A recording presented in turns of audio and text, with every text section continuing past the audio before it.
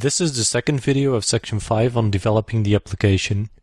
In this video, we'll take a look at how we can create reusable components for our application using directives. We'll do this for both the animal and the terrain. We're going to create directives that contain the presentational logic, so we can easily call upon these directives later. First, we'll create a new JavaScript file to contain our directive in. Let's create a new folder in our scripts folder called Directives. In that folder, add a new one called Animal Card, and then in that folder, add a file called animalcard.js. So in this file, we'll just add a new directive to our Angular module and call it Animal Card. Beware of the camel casing. We're going to create a new scope where we pass in the animal data. We'll use the directives attribute name to pass in the data and then rename it to the animal property. Next up, we're going to add a template to the directive. Make sure you specify the right path and then create the HTML file. So directives, animal card.html. Speaking of which, let's create it now. Alright. In this HTML file, we're going to create a div with a couple of classes.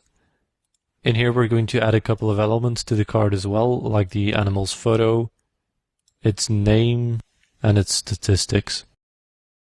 So let's add the ng-source attribute first to prevent the image from not showing up properly.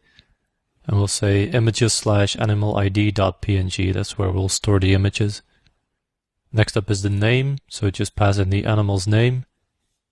And finally, we'll open up a stats list showing the animal stats, so that's stats.ferocity, and then add the ferocity label. And do the same thing for tenacity as well. The terrain card is almost identical to the animal card with some minor differences. Seeing as they're so similar, let's go ahead and copy the entire animal card directive folder and then call it terrain card instead. Take care to rename the JS and the HTML file to terrain card 2. Let's go into the JS file first and rename all of the references of animal to terrain. Be sure to change the template's URL as well. Next up, let's go into our terrain card directive HTML and change the references to animal there too. So let's go ahead and select all the animal occurrences and replace it with terrain. In this list, we only need to show the terrain stats for land and water, since the terrain obviously doesn't have any tenacity or ferocity. Finally, let's use the directives we just created in our application. First of all, let's add the JavaScript files for the directives to the HTML. So both the animal card JS and also the terrain card JS as well.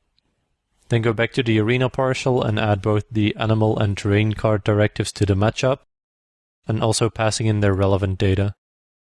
So I'm just going to duplicate this and then change the animal to terrain.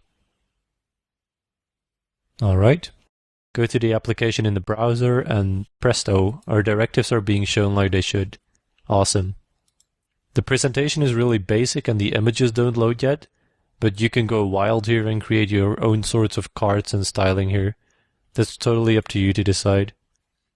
Okay, that's it for this section. We've successfully created our animal and terrain card directives, so we can easily represent them in the application.